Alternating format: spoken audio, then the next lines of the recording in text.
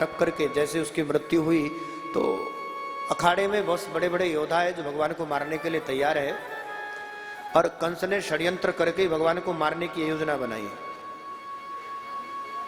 अखाड़े में जहां मल्ल युद्ध हो रहा है और बड़े बड़े योद्धा जहाँ इंतजार कर रहे हैं कब वो आए और आकर के कब हम उनका वध करें। तो भगवान को लगा भाई अखाड़े में जाना है, हमारे पास कोई शस्त्र नहीं, अस्त्र नहीं, तो जो कुबल्या पेड़ नाम के मतवाले हाथी को मारा है उसी के हाथी के दांत लेकर रंगम विवशतु राजन गजदंत बरायुथ, हाथी के दांत ही आयुध बनाकर भगवान ने जैसे ही मल्ल युद्ध में प्रवेश किया है उसी समय। सुखदेव कहते हैं भगवान, ऐसे तो भगवान एक है परीक्षित, लेकिन देखने वाले अपनी अलग अलग दृष्टि से देख रहे हैं, तो भगवान सबको अलग अलग दिखाई भी दे रहे हैं।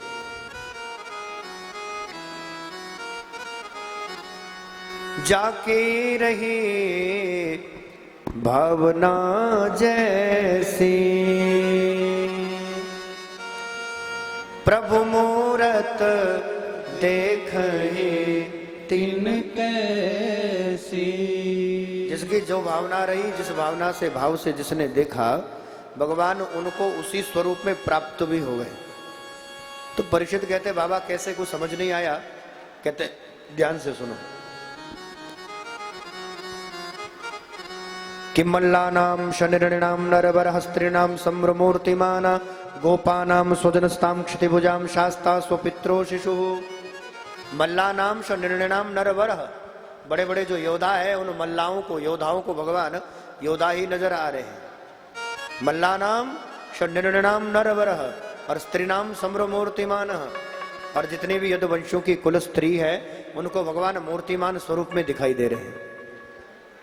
गोपानाम स्वजन सताम क्षितिभुजा, ग्वाल बालों को भगवान सका, अरे देखो देखो हमारो कन्हैया, हाँ हाँ भैया देखो हमारो दाऊ भैया।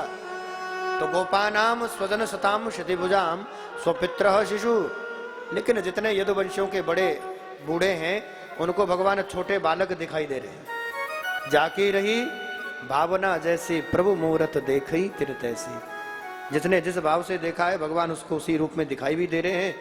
तो यहाँ पर भगवान ने सबसे पहले बड़े बड़े योद्धाओं का उद्धार किया, जो बड़े बड़े योद्धा, और उन सबको मारकर अंत में चाणूर मुष्टिक। तो चाणूर वाच, चाणूर कहता है भैया ना बालो ना किशोरस्तम बलिश्च बलिनाम्बर, ना बालक है ना किशोर है, लेकिन लगता है बलवानों में श्रेष्ठ बलवान है। तो भगवान ने देखा भाई समय की नजाकत, समय नहीं है क्योंकि कथाएं बहुत है, विवाह आदि चरित्र भी शेष है।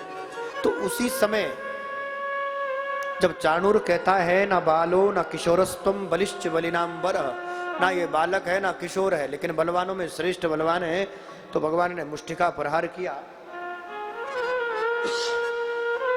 प्रभु ने चाणूर मारे और दाऊ भैया ने मुष्टिक का उद्धार किया। प्रभु छलांग लगाकर कंस मामा की छाती पर आरूढ़ हो गए, और जिन भगवान का चिंतन, क्योंकि साक्षात भगवती अष्टभुजा प्रकट होकर कहा था अरे दुष्ट तुझे मारने वाला वो काला काला मुरली वाला यत्र तत्र कहीं प्रकट हो गया है। तो जिस काले काले का चिंतन अब तक कर रहे थे, आज जब उस काले काले मुरली वाले को छाती पर देखा और प्रभु ने जोर से मुष्टिका प्रहार किया, अगले क्षण में कंस का भी उद्धार हो गया। बोले सच्चिदानंद भगवान की जय।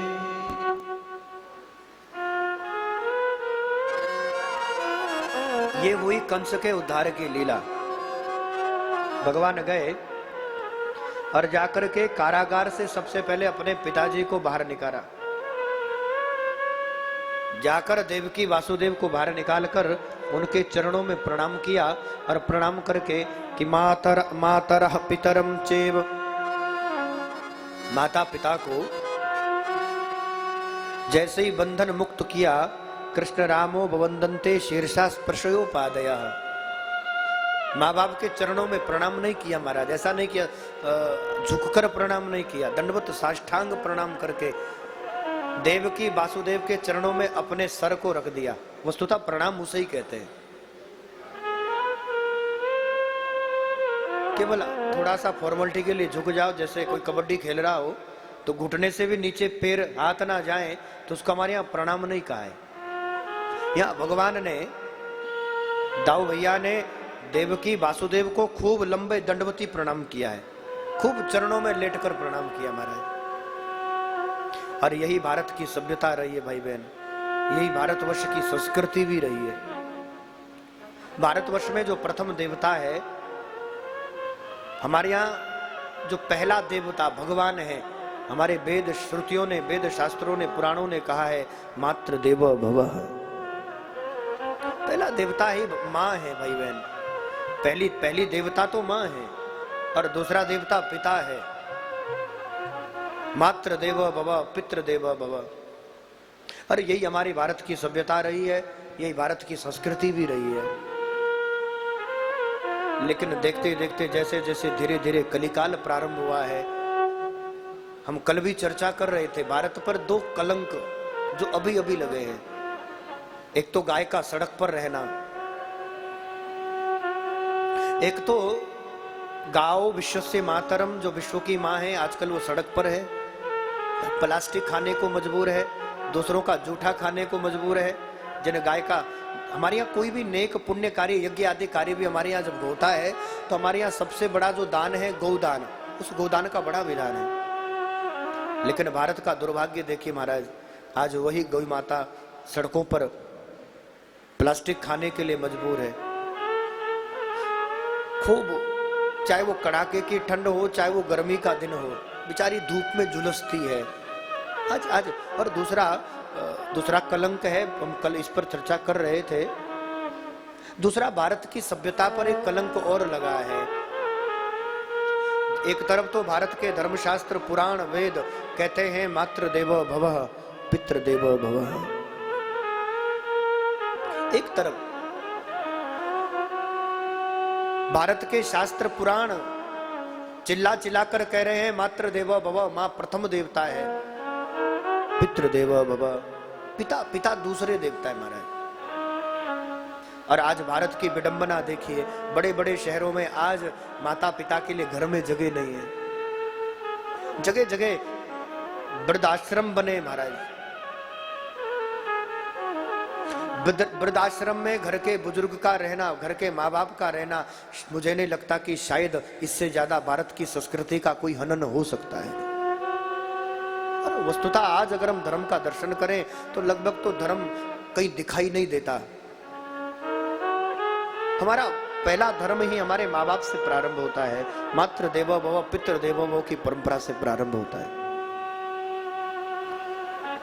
विवाह आदि हम 2-4-10 मिनट में कर लेंगे, कोई वो बड़ा काम नहीं है, वो तो कथाकार है, छोटी बात को बड़ा कर देंगे, बड़ी सी बात को छोटे में सुना देंगे, 2 मिनट में कथा पूरी कर देंगे। लेकिन आज जो घर घर, आज जो शहर शहर जो बड़े बड़े वृद्धाश्रम खुल रहे हैं महाराज, ये भारत की सभ्यता पर सबसे बड़ा कलंक है। ये कोई बहुत बड़ी अच्छी बात नहीं है। आज शहरों में जो, अरे भाई महाराज, माँ बाप की जगह कहीं वृद्धाश्रम नहीं है, माँ बाप की जगह तो हमारा हृदय है। माँ बाप की जगह हर बेटे बहू के हृदय के आसन पर माँ बाप की जगह रहती है, और उसी जगह रखना भी चाहिए। यही हमारा धर्म कहता है, यही हमारा वेद शास्त्र कहता है।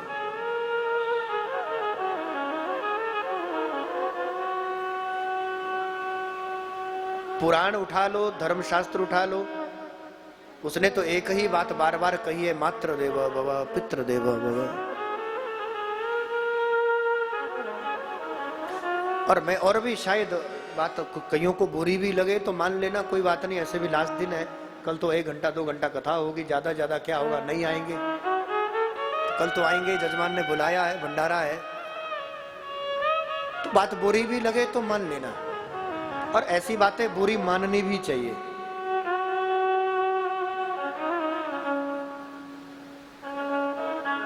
आज हम जहां हैं भाई बहन, हम जौन से पद पर है, जो प्रतिष्ठा हमें प्राप्त हुई है, वो केवल हमारी अपनी मेहनत नहीं है, उसके पीछे कहीं ना कहीं पिता का त्याग है, पिता का समर्पण है, उसके पीछे कहीं ना कहीं माँ बाप की दुआएं हैं। ना जाने तुम्हारी खुशी प्रसन्नता के लिए तुम्हारे माँ बाप ने कौन से द्वार पर जाकर मत्था नहीं टेका होगा, किसके दरवाजे पर जाकर के नाकना रगड़ी होगी। और ये बात इसलिए भी कहनी पड़ रही है क्योंकि माँ की दुआ खाली नहीं जाती। माँ जब भी मांगती, मुझे नहीं लगता माँ ने कभी किसी एक माँ ने कभी अपने लिए भी कुछ मांगा हो महाराज। वो तो जब कभी मंदिर जाती है, मठ जाती है, किसी तीर्थ पर जाती है, उसके दो हाथ उठते हैं दुआ के लिए, तो केवल और केवल बच्चे की सलामती के लिए उठते हैं। माँ बाप की हृदय से कभी दुआ भी निकलती है तो वो बच्चे की सलामती के लिए निकलती है।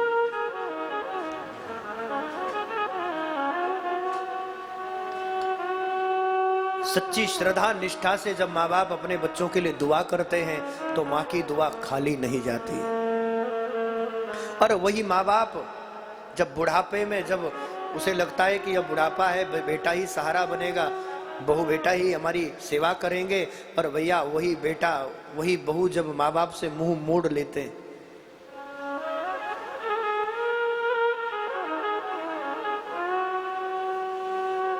पत्नी कहती है कितना कमाया, बच्चे कहते हैं क्या लाया। केवल एक माँ होती है भाई बहन जो पूछती है बेटा खाना खाया कि नहीं खाया। वो पूछने वाला कोई एक व्यक्ति अगर गृहस्थ जीवन में है तो केवल एक माँ है। और ये भारत का दुर्भाग्य ही है अब कि उन माँ बाप के लिए भी घर में आसरा नहीं है, घर में सहारा नहीं है, उनके लिए भी वृद्धाश्रम खुले। कितना बड़ा कलंक भारत की सभ्यता पर लगा है। और ये बात तब भी कहनी पड़ती है भाई बहन जब माँ की दुआ खाली नहीं जाती, माँ की बद्दुआ टाली नहीं जाती। हमने देखा है लोगों के घरों में बर्तन मांजते एक माँ को, हम देखते हैं लोगों के घरों में झाड़ू पोछा करते हुए एक माँ को, वो भी एक माँ है जो किसी के बर्तन मांज लेती है, किसी के घर में झाड़ू पोछा कर लेती है, किसी की रसोई का काम कर लेती है। और रसोई का काम करके झाड़ू पोछा बर्तन जूठा मांज कर वे अपने चार औलाद को पालते एक माँ को हमने देखा है महाराज। इसलिए कहना पड़ता है माँ की दुआ खाली नहीं जाती, माँ की बद्दुआएं भी टाली नहीं जाती। एक विधवा माँ भी अपने 4 बच्चों को पाल लेती है, आज 4 बच्चों से एक माँ पाली नहीं जाती। तब कहना पड़ता है यही सभ्यता है, मात्र देवो भव, यही भारत की परंपरा है, यही भारत की संस्कृति है। और शायद ये कहना भी कहीं गलत नहीं होगा। कितने ही तीर्थ कर लेना, कितने ही यज्ञ अनुष्ठान कर लेना, कितनी ही बैठ कर के कथा वार्ता चर्चा सुन लेना भाई बहन, कितने ही देवताओं को मनाकर रिझा लेना, कितनी ही साधना उपासना जीवन में कर लेना, यदि घर का देवता नाराज है ना तो बाहर के देवता को मनाने से कोई फायदा भी नहीं। तो पहले यदि देवता ही मनाना हो तो घर का मनाइएगा। मेरी व्यासपीठ तो यही निवेदन करती है।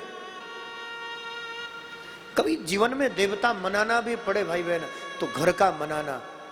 और घर का देवता नाराज हो, कितनी तीर्थ यात्रा करो, कितना ही दान पुण्य कर लेना,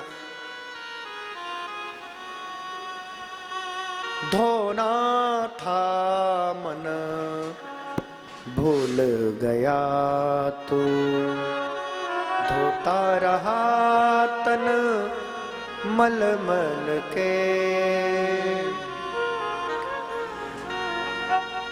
घर का ईश्वर भूल गया तू, घर का ईश्वर भूल गया तू, तीर्थ करता चल चल कर धोना था मन भूल गया तो धोता रहा तन मल मल के,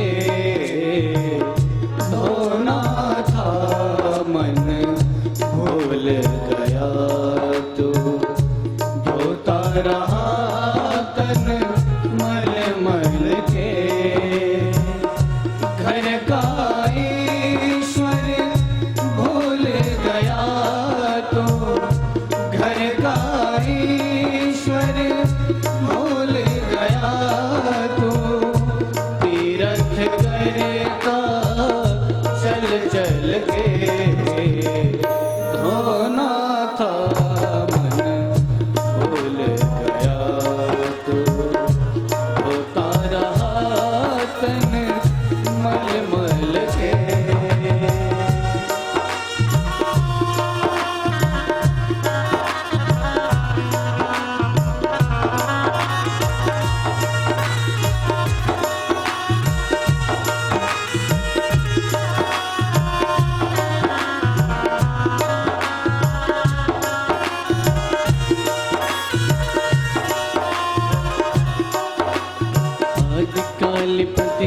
रघुनाथा, मात पिता गुरु नाम ही माता, आज काल